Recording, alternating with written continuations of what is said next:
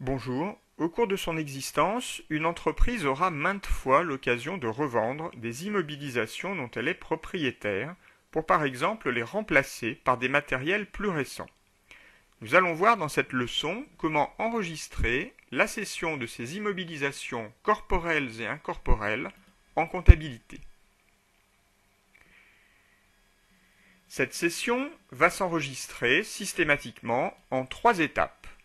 Tout d'abord, l'enregistrement du complément d'amortissement, c'est-à-dire la dotation aux amortissements constatée depuis le dernier inventaire jusqu'à la date de cession. Ensuite, l'annulation des amortissements et de la valeur d'acquisition enregistrée préalablement au bilan.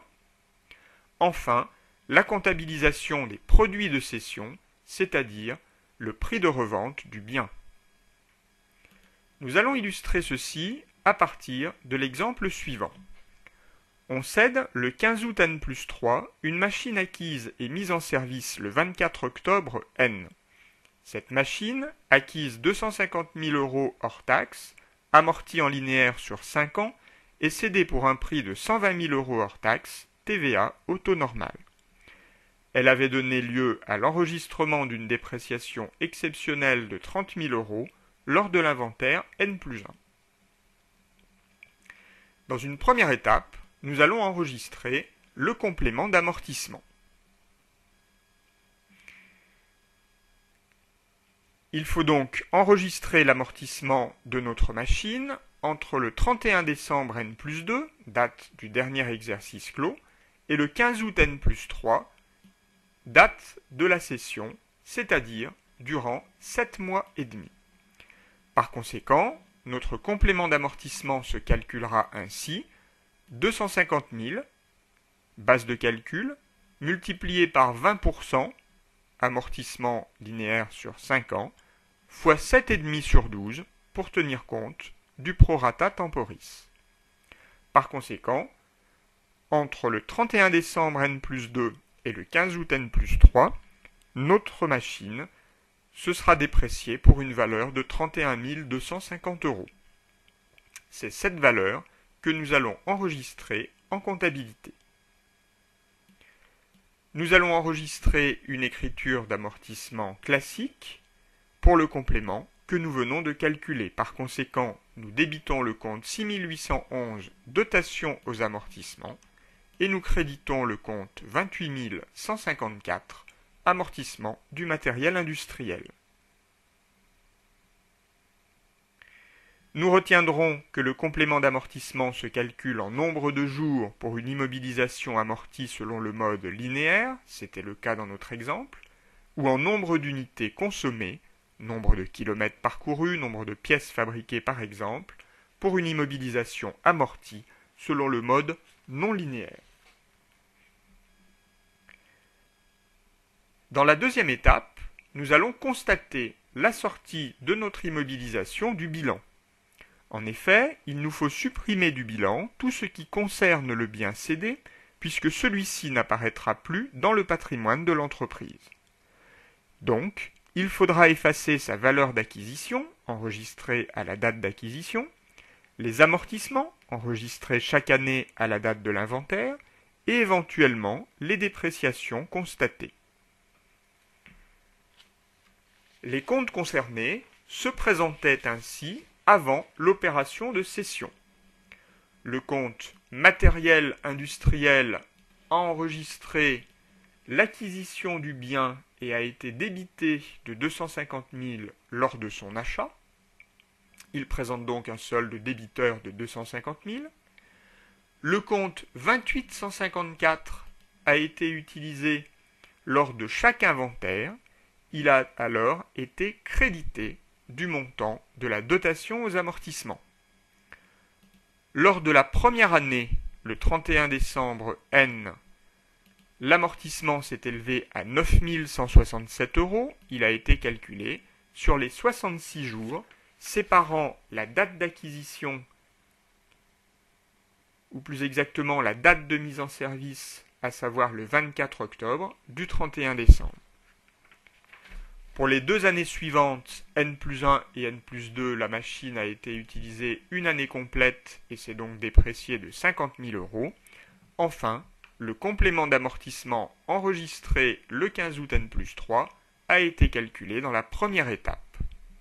Par conséquent, avant d'enregistrer la sortie d'immobilisation du bilan, le compte 28154 présentait un solde créditeur de 140 417 euros. Enfin, dans notre exemple, nous avions une dépréciation exceptionnelle qui avait été enregistrée lors de l'inventaire N-1. Par conséquent, le compte 29 154 présentait un solde créditeur de 30 000 euros. Par conséquent, nous allons devoir annuler ces 3 comptes, 2154, 2854 et 2954. Nous allons le faire dans 2 écritures. Dans la première écriture, nous allons annuler le compte 28 154 et le compte 2154. Notre compte 2154 qui présentait un solde débiteur doit donc être crédité pour être soldé, et le compte 28 154 qui présentait un solde créditeur doit être débité pour être soldé. La différence entre la valeur d'acquisition et le cumul des amortissements que nous avons enregistrés s'élève à 109 583 euros et représente la valeur nette comptable de la machine cédée. Nous l'enregistrons au débit du compte 675, valeur comptable des éléments d'actifs cédés. Dans une deuxième écriture, nous allons annuler la dépréciation constituée antérieurement. Le compte 29 154 présentait un solde créditeur. Nous allons donc le solder en le débitant. Au crédit, nous reprenons cette dépréciation en créditant le compte 78 162, reprise sur dépréciation des immobilisations corporelles.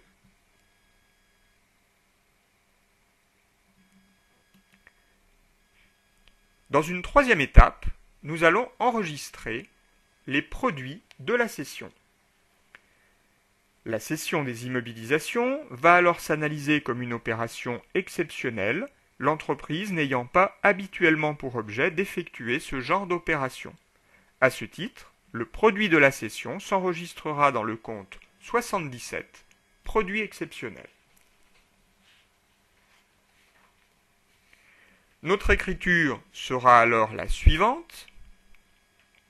Nous allons créditer le compte 775, produit des cessions d'éléments d'actifs, pour la valeur de revente hors taxe de l'immobilisation, ici 120 000 euros.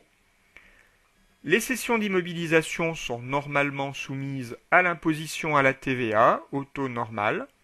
La TVA doit avoir été déductible lors de l'achat.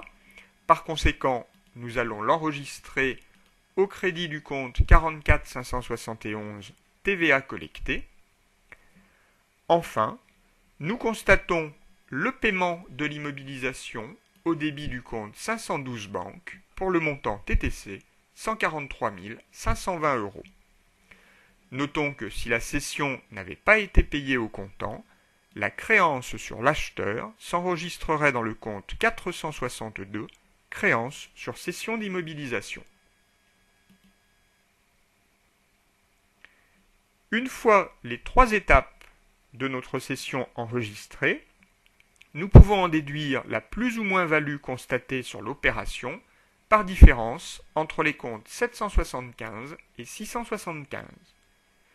Ici, nous allons donc constater une plus-value d'une valeur de 10 417 euros.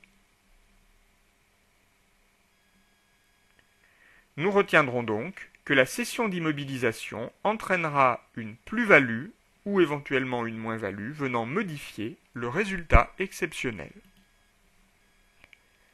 Terminons par 2 remarques. Tout d'abord, dans le cas où la cession porte sur un bien non amortissable, la première étape n'aura aucune raison d'être, et dans la deuxième étape, la valeur nette comptable sera égale à la valeur d'acquisition du bien.